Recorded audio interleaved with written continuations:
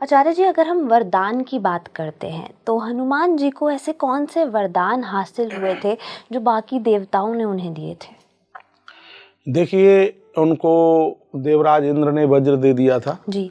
ये जितने भी देवता प्रकट हुए, श्री विश्वकर्मा जी, उन्होंने ये कहा था तुम्हारा नाम लेके कोई निर्माण करे, मेरा वरदान है कि उसका काम बिल्कुल भी नहीं रुकेगा। वायु देवता ने कहा कि तुम्हारा नाम लेकर के जो अपनी यात्रा करे उसको वायु रोग नहीं होगा, बिल्कुल उसके पास में श्वासों की कमी नहीं आएगी। अग्निदेव ने उनको वरदान दिया, जो तुम्हारा नाम लेगा अग्नि में जल करके कोई उसकी मृत्यु नहीं होगी। वरुण देव ने कहा था तुम्हारा नाम लेकर के कोई चले तो वो पानी में नहीं डूबेगा। सूर्य भगवान ने उनको वज्र दिया था, ब्रह्मा जी ने उनको जनेऊ दिया था। तो हनुमान जी तो अपने आप में बहुत विलक्षण है। माता जानकी ने उनको अष्ट सिद्धियां नवनिधि का वरदान दिया था, अष्ट सिद्धि नवनिधि के दाता ऐसे हनुमान जी हैं।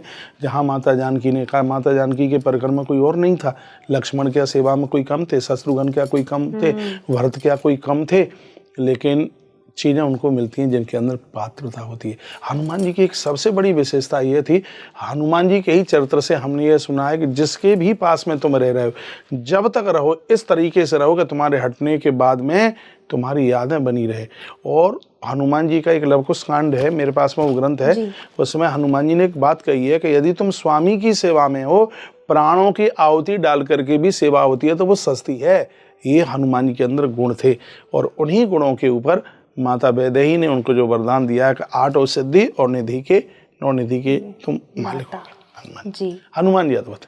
और मैं हनुमान जी का भक्त हूँ। मेरे पास 200 साल पुरानी गदा है हनुमान जी की और मैं बड़ा भाग्यशाली हूँ। मैं बहुत लंबे समय से मंगलवार का व्रत करता हूँ। 1 लाख गायों का मैंने संकल्प लिया, अन्न खा नहीं रहा, दूध पर रह रहा हूँ। मैं कोई अपनी बड़ाई नहीं कर रहा हूँ, लेकिन मैं बहुत आनंदित मगन हूँ कि हनुमान जी का भक्त हूँ। गौ माता का दूध पीता हूँ, गैया मैया की सेवा के लिए मेरा जन्म हुआ है। ये मैं अपनी खुद की बड़ाई नहीं, सच यही है जो मैं बोल रहा हूँ। आचार्य जी, जैसे आपने ये दिखाया, ये अपने आप में इतनी पावरफुल और देखो इसमें इतना, देखे इसमें इतना पावर है। देखो उसके लिए भी एक पात्र चाहिए। मैं ये किसी और को दे दूं तो वो सिर पर ठोकता रहे, बजाता रहे, कुछ भी नहीं, कुछ भी नहीं हो। गदा तो बहुत बनी है हनुमान जी की, गदा में ऐसा क्या प्रभाव है? हनुमान जी की गदा ने किसी का मारण नहीं किया, ये बहुत बड़ी विशेषता की बात है। हनुमान जी ने मुष्टिकों के द्वारा सबको धराशायी कर दिया। एक भी कहीं चैप्टर ऐसा नहीं मिलता कि हनुमान जी ने किसी को मारने के लिए गदा उठाई हो।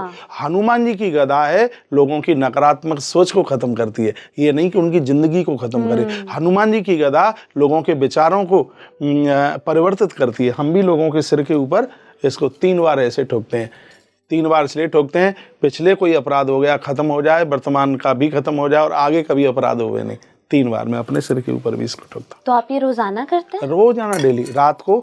ये 200 साल पुराना मध्य प्रदेश में भोपाल के पास में एक मंदिर, मेरी पिछले साल वहाँ पर कथा थी, तो मेरी वहाँ कथा हो रही थी। मंगलवार को मैं रात्रि को गया, पुजारी जी को सपना दिया, ये सच है जो आपके सामने बोला जा रहा है। पुजारी जी को सपना दिया वहाँ हनुमान जी ने कि ऐसे ऐसे फलाने नाम का व्यक्ति आज दर्शन करने के लिए आ रहा है, मेरी गदा उन्हें दे देना। ये पुजारी जी ने बताया था हमें।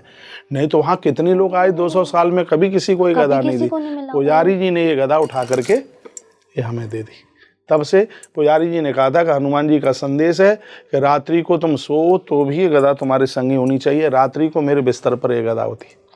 आप हमेशा अपने पास रखते हैं? हमेशा मेरे पास ही रहती है और इससे मुझे बड़ी ताकत मिल रही है जी। हनुमान जी का होने का अनुभव हो रहा है मुझे। इसके बाद आपकी जिंदगी किस तरह पलटी? ये तो अभी पिछले ही साल मुझे मिला है।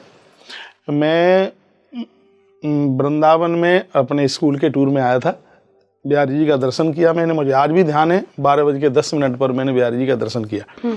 1 बजे से कथा कोई शुरू होने वाली थी वृंदावन में। पूज्य श्री डोंगरे जी महाराज के शिष्य थे, मथुरा के पूज्य कमलेश जी महाराज जी, उनकी कथा हो रही। मैं इंजीनियर का छात्र हूँ, मैं गणित का छात्र हूँ और यह सोचता था कि मुझे इंजीनियर बनना है। और मेरे मैथमेटिक्स में बहुत नंबर आते थे, मैंने खूब पढ़ाई भी की है भगवान की कृपा से। तो मैंने उद्धव गोपी संवाद सुना 10 मिनट। 10 मिनट में आंखें आंसू बंद नहीं थे। वहाँ पांडाल में जितने भी लोग थे सब रो रहे थे। उन्होंने ऐसी अद्भुत कथा सुनाई। मेरे मन में बात है, ये जिंदगी है, क्या करेंगे इंजीनियर बन के, ये जीवन है। मैं पैंट शर्ट पहने था, उम्र कोई ज़्यादा होती थी नहीं थी, गले में टाई भी बंधी थी, स्कूल की पोशाक पहने था। मैंने केसी घाट वृंदावन में जा करके सब उतार करके बहा दिया। एक महात्मा जी से चद्दर ली, मैं 3 दिन वहाँ बैठा रहा रात को। ये सच है जो आपको बोला जा रहा है। पूज्य श्री ईश्वरपुरी जी महाराज जगन्नाथ घाट मंदिर वाले वहाँ आए थे। भ्रमण कर रहे थे सुबह नहाने के लिए, वो मुझे अपने आश्रम में ले गए। कोई बाप अपने बेटे को इतना लाड नहीं कर सकता जितना कि संत लोग अपने शिष्यों को जितना लाड करते हैं। उनके आश्रम में रहा मैं, खूब गायों के लिए चक्की चलाई रात भर, खूब गायों का गोबर उठाया, महात्माओं के लिए रोटियां बनाई, खूब आश्रम में झाड़ू लगाया।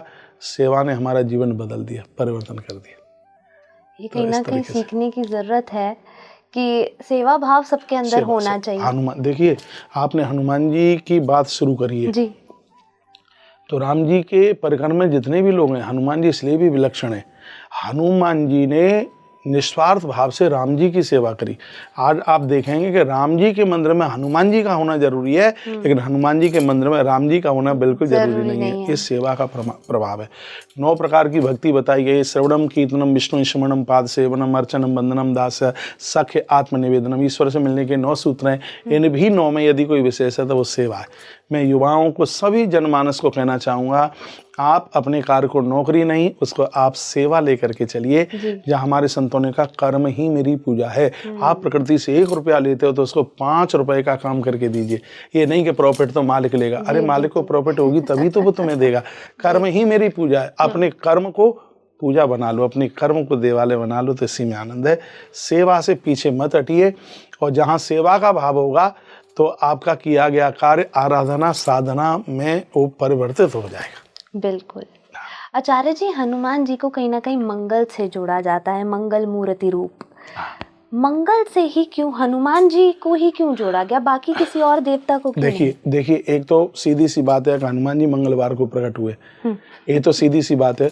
और दूसरी बात है, इस मंगल को अकेले ग्रह से ही ना जोड़ा जाए। हनुमान जी के दर्शन मात्र से अमंगल समाप्त हो जाते हैं, तो अमंगल का जो विपरीत शब्द है वो तो मंगल ही होगा जी। हनुमान जी के दर्शन मात्र से, हनुमान जी के स्मरण मात्र से अमंगल समाप्त होते हैं। ऐसा गोस्वामी तुलसीदास जी ने अपने कवितावली दुआवली में ये सब बातें लिखी हैं।